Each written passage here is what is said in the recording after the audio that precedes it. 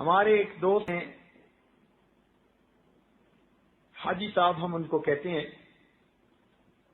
جامعہ رحمانیہ کے نام سے ایک مدرسہ ان کے زیر سرپرستی چل رہا ہے، اپنے علاقے کے نواب ہیں۔ یہ عاجز بخاری شریف کی ابتداء کے لیے، افتتاح کے لیے یا آخری درس کے لیے وہاں حاضری دیتا رہتا ہے۔ ایک مرتبہ کہنے لگے کہ حضرت میرا ایک کزن ہے، بڑا لینڈ لارڈ ہے اور اس پورے علاقے کا MNA ہے، ممبر نیشنل اسمبلی، اور وہ 35 سال سے ممبر نیشنل اسمبلی مستقل بن رہا ہے۔ علاقے کے اندر اتنا اس کا ہولڈ ہے کہ وہ اگر کسی کھمبے کو بھی اپنی طرف سے کھڑا کر دے تو لوگ اس کو بھی ووٹ دے کے MNA بنا دیں گے، پارٹی یہ ہو یا پارٹی وہ ہو۔ وہ اکیلا کھڑا ہوتا ہے، آزاد، اور ہر دفعہ MNA بن جاتا ہے، اس کے مقابلے پہ کوئی کھڑا بھی نہیں ہوتا۔ عوام اتنا اس کے ساتھ اٹیچڈ ہیں۔ بنیادی وجہ کہ وہ اربوں پتی انسان ہے۔ یہ پورا شہر جو آباد ہوا، یہ ان کی زمین ملکیت تھی، انہوں نے بیچی، لوگوں نے خریدی۔ اب پورے شہر کی زمین جس نے بیچی ہو تو اس کے ایسٹس کتنے ہوں گے؟ کہنے لگا کہ مگر ذاتی طور پر وہ بڑا بگڑا ہوا ہے۔ جوانی میں اس کے والد نے اس کو UK تعلیم کے لیے بھیج دیا اور وہاں جا کے وہ بالکل ویسٹرنائزڈ ہو گیا، اور جب وہ یہاں واپس آیا تو وہاں کے ماحول کو وہ یہاں خود لے کے آیا۔ دین سے اس کو کوئی مس نہیں، گھر میں اس نے پینے پلانے کا سسٹم ابھی بھی رکھا ہوا ہے، اس کے پاس دن رات کے مہمان اب بھی آتے رہتے ہیں۔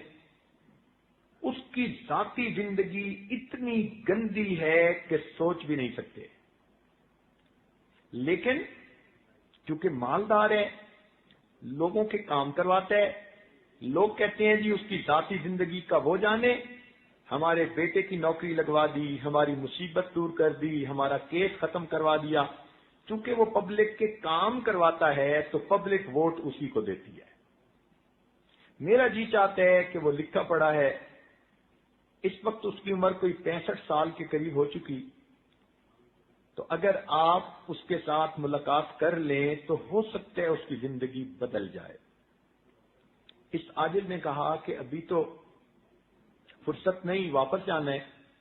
اتنا ہے کہ جب جاؤ تو اس کو اس عاجز کا سلام پہنچا دینا۔ جب اگلے سال پھر بخاری شریف کی تقریب کے لیے گئے تو حاجی صاحب بڑے خوش، حضرت میں نے پچھلے سال آپ کے سلام دیے تھے، اور MNA صاحب تھوڑی دیر سوچتے رہے، پھر کہنے لگے یار آپ کے پیر صاحب آئیں تو میری بھی ملاقات کروانا۔ تو حضرت آج تو آپ کی میں نے ضرور ملاقات کروانی ہے۔ اس عاجز نے کہا کہ ان کے پاس جائیں اور جا کر کہیں کہ اگر میں آپ کو ملنے کے لیے آؤں تو بئس الفقیر علی باب الامیر، برا فقیر وہ ہوتا ہے جو کسی امیر کے دروازے پہ چل کے جائے، اور اگر آپ ملنے کے لیے آئیں گے تو نعم الامیر علی باب الفقیر، آپ نعم الامیر بنیں گے، فقیر کے پاس چل کے آئیں گے۔ اب آپ بتائیں کہ کیا کرنا بہتر ہے؟ جب حاجی صاحب نے جا کے اس کو کہا، اس نے کہا اچھا میری پجاروں نکالیں۔ وہ تو وہی مدرسے میں ہی آ گیا۔ مدرسے کے طلباء نے دیکھا کہ MNA صاحب آ گئے، وہ بڑے حیران کہ اس کا تو دین سے کوئی تعلق ہی نہیں نظر آتا تھا، نہ جمعہ میں، نہ مسجد میں، نہ عید میں، یہ تو بندہ ہی اور طرح کا تھا۔ خیر وہ مدرسہ میں آیا، اس عاجز کے پاس کمرے میں بیٹھا، اس عاجز نے اس کے سامنے تھوڑی دیر توبہ استغفار کے عنوان پر بات کی۔ سنتا رہا، پھر کہتے ہیں حضرت توبہ تو وہ کرے جس کی کچھ نیکیاں ہوں اور کچھ گناہ ہوں، اور جس کے پاس ہو ہی گناہ، نیکی ہو ہی نہیں، وہ کیا کرے؟ اس عاجز نے سمجھایا کہ نہیں، آپ کے پاس بھی نیکیاں ہیں، گناہ بھی ہیں۔ کہنے لگا میں تو کوئی نیکی کا کام نہیں کرتا۔ میں نے کہا دیکھو، نیکی صرف مسلح کے ساتھ وابستہ نہیں ہوتی، نیکی کا پھیلاؤ بہت زیادہ ہے۔ آپ کے پاس بیوائیں آتی ہیں، آپ ان کو سپورٹ کرتے ہیں؟ کہنے لگا جی ہاں کرتا ہوں۔ یتیم بچیوں کی شادیاں کرواتے ہیں؟ جی میں کرتا ہوں۔ دکھ اور مصیبت زدوں کی مصیبت دور کرنے میں ان کی ہیلپ کرتے ہیں؟ جی میں کرتا ہوں، یہ کام تو میں بہت کرتا ہوں۔ میں نے کہا یہ سب نیکی کے کام ہیں، اللہ تعالیٰ نے آپ کو نیکی کے کام کی بھی توفیق دی ہے، بس مسلح کے ساتھ آپ کو لگاؤ نہیں۔ آپ کی زندگی کی ترتیب ذرا اس وقت تک کافروں والی ہے، جو کافر ملکوں میں ہے، مگر چونکہ آپ کلمے پر ابھی قائم ہیں اس لیے ایمان سلامت ہے۔ آپ خدا کو مانتے ہیں، پیغمبر اسلام کو مانتے ہیں، قرآن کو مانتے ہیں، ملائکہ کو مانتے ہیں۔ کہنے لگا جی ہاں میرا ایمان تو پکا ہے۔ میں نے کہا باقی پھر سب غلطیاں معاف ہونے کے قابل۔ کہنے لگا جی اچھا پھر مجھے بتائیں میں کیا کروں۔ اس عاجز نے اس کو یہی بیٹھ کے کلمات پڑھائے اور اس کے قلب پر انگلی رکھ کر اللہ اللہ کی ضرب لگائی اور اس کو کہا کہ بس آپ یہ ذکر مراقبہ کرنا شروع کر دیں۔ یہ عاجز واپس آ گیا۔ اب ہوا کیا کہ یہ واپس گھر گئے تو ایک رات میں اللہ تعالیٰ نے ان کے دل کی حالت کو بدل دیا۔ اگلے دن یہ اٹھے اور اپنی بیوی کو کہنے لگے کہ گھر میں جتنی شراب کی بوتلیں پڑی ہیں سب توڑ دو اور شراب گٹر کے اندر بہا دو۔ بیوی حیران کہ یہ کیسا نصیب والا دن چڑھا کہ میرا میاں آج شراب سے توبہ کر رہا ہے۔ پھر اس نے اپنی بیوی کو کہا کہ یہ جتنی ماڈل گرل قسم کی لڑکیاں آتی ہیں ان کو کہو کہ آج کے بعد میرے گھر کے دروازے ان کے لیے بند ہیں۔ وہ بیوی سوچنے لگی کہ میں تو دنیا میں آ گئی، میرے سامنے سب کچھ ہوتا تھا، میں بول نہیں سکتی تھی، آج میرا میاں ہر ایک سے توبہ کر رہا ہے۔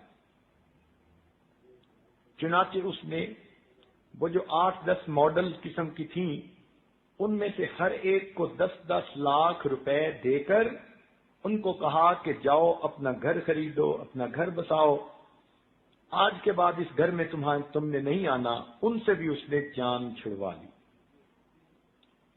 اب تیسرے دن بیوی کے ساتھ بیٹھا ٹی وی پہ خبریں دیکھ رہا تھا تو ٹی وی پہ خبر لگی کہ حج پروازیں شروع ہو چکی ہیں اور حاجی لوگ جا رہے ہیں۔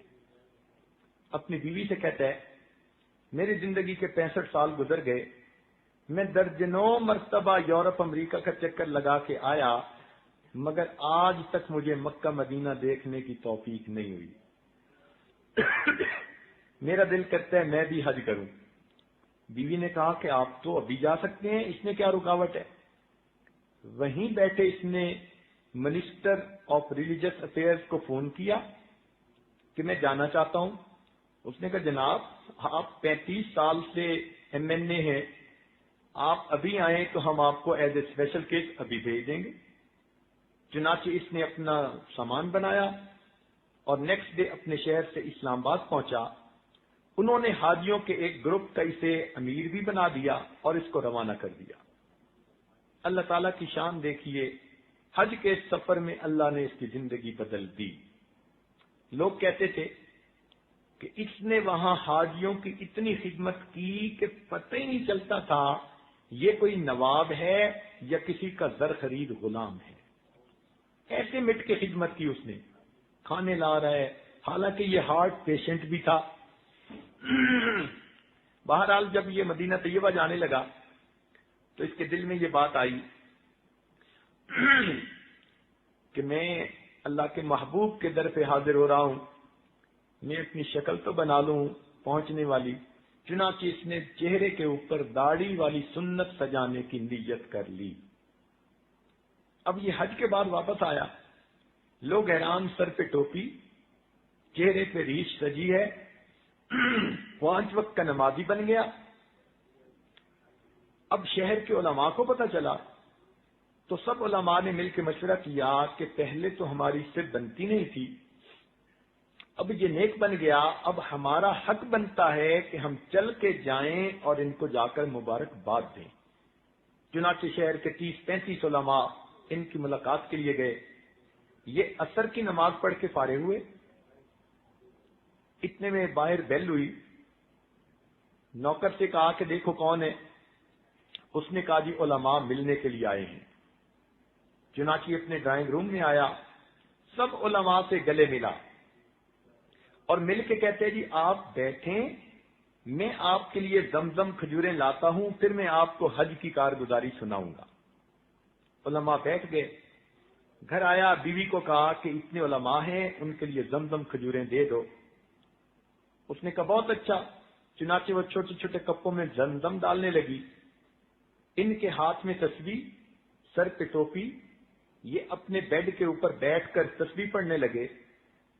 اللہ تعالی کی شان، اسی دوران ہارٹ اٹیک ہوا۔